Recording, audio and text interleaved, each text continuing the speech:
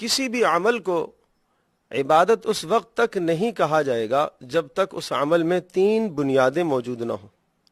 کوئی بھی عمل عبادت جب بنتا ہے جب اس میں 3 بنیادیں موجود ہوں۔ نمبر 1، عبادت کی نیت سے وہ عمل کیا جائے۔ ہم نماز پڑھتے ہیں، اگر ہماری نماز نیت سے خالی ہے تو نماز نہیں ہوئی۔ اسی طرح سے جتنے بھی اعمال، روزہ ایک عمل ہے، اگر روزے میں نیت نہیں ہے تو روزے کا اعتبار نہیں ہے۔ حج اور عمرہ بہت بڑی عبادتیں ہیں، اگر نیت نہیں ہے تو ان عبادات کا کوئی اعتبار نہیں ہے۔ دیکھنے میں وہ کتنا خوبصورت عمل ہو، لیکن اگر نیت اس کے اندر موجود نہیں ہے تو وہ ایک عادت ہے، عبادت نہیں ہے۔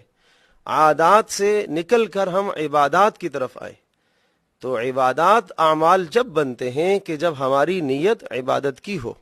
نماز پڑھتے وقت ہم ایک نیت کرتے ہیں، وضو کرتے وقت ہمیں ایک نیت کرنا چاہیے کہ میں پاکی اور طہارت حاصل کرنے کے لیے یہ عمل کر رہا ہوں۔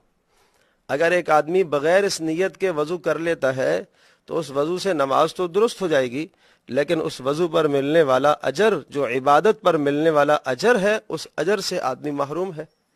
اور اجر کیا ہے کہ جب آدمی چہرہ دھوئے تو چہرے کے گناہ دھل جائے، ہاتھ دھوئے تو ہاتھوں کے گناہ، سر کا مسح کرے تو سر کے گناہ دھلے، اور جب پیر دھوئے تو پیروں کے گناہ دھل جائیں۔ یہاں تک کہ حدیث پاک میں آتا ہے کہ آدمی کے ہاتھوں اور پیروں کے ناخنوں کے نیچے سے گناہ نکل رہے ہوتے ہیں، لیکن یہ اسی صورت میں ہے کہ جب ہم نے اس عمل کی نیت کی ہو، جب ہم نے وضو کرتے وقت طہارت اور پاکی حاصل کرنے کی نیت کی ہو۔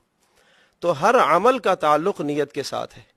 اسی لیے رسول پاک صلی اللہ علیہ وسلم نے یہ بھی ارشاد فرمایا، انما الاعمال بالنیات، کہ اعمال کے ثواب کا مدار انسان کی نیتوں پر ہے۔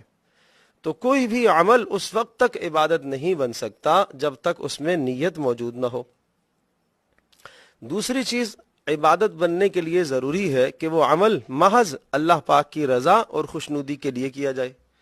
ایک آدمی نماز پڑھ رہا ہے، ایک آدمی صدقہ کر رہا ہے، صدقہ کرتے وقت اس کی یہ نیت ہے کہ اس لیے کر رہا ہوں تاکہ لوگ مالدار اور سخی کہیں۔ نماز پڑھتے وقت یہ نیت کر رہا ہے تاکہ لوگوں کو پتہ چلے کہ بڑا عبادت گزار ہے۔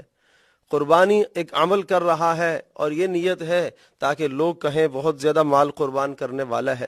تو اب اس عمل کے اندر چونکہ اللہ کی رضا نہیں پائی گئی، یہ عمل دیکھنے میں کتنا ہی خوبصورت کیوں نہ ہو، یہ عمل عبادت نہیں بن سکتا۔ اللہ پاک کے پاس جو اعمال پہنچتے ہیں وہ اعمال پہنچتے ہیں، اور قبولیت کا شرف وہ اعمال پاتے ہیں کہ جو اعمال صرف اور صرف اللہ کی رضا کے لیے کیے جائیں۔ اگر ایک عمل میں ہم نے غیر کو بھی ساتھ ملا لیا، غیر کو بھی ہم نے ساتھ شریک کر لیا، صدقہ کرنا ہے صرف اللہ کی رضا کے لیے، اللہ کو راضی کرنے کے لیے، لیکن ساتھ کسی نے صدقہ کرتے وقت دیکھ لیا تو دل میں یہ بات آ گئی کہ میں ذرا اور اچھا کر کے دوں تاکہ فلاں کو پتہ چلے کہ یہ آدمی خرچ کرنے والا ہے۔ اب یہ عمل تو تھا اللہ پاک کی رضا کے لیے کرنے کا، اب یہ عمل تو 100% خالص دینی عمل تھا، لیکن خراب نیت کی وجہ سے یہ دینی عمل بھی برباد ہو گیا۔ اب یہ عمل عبادت نہیں بن سکتا۔ اور تیسری چیز جو ہے وہ عمل کو عبادت بنانے کے لیے تیسری جو بنیاد ہے وہ رسول پاک صلی اللہ تعالی علیہ وسلم کی سنت ہے۔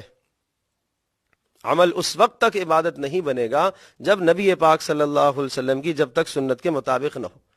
تو عرض کیا کہ کوئی بھی عمل عبادت جب بنتا ہے جب اس میں 3 بنیادیں موجود ہوں، اور 3 بنیادیں، نمبر 1 اس کی نیت ہو، عبادت کی نیت ہو، اور دوسرا خالص اللہ کی رضا کے لیے ہو، اور تیسرا رسول پاک صلی اللہ علیہ وسلم کی سنت کے مطابق ہو۔ ہر عمل میں ان 3 نیتوں کو، ان 3 بنیادوں کو آپ داخل کریں گے تو وہ عمل آپ کا عبادت اور بندگی بنے گا، اور ہم اس دنیا میں اللہ پاک کی بندگی ہی کرنے کے لیے آئے۔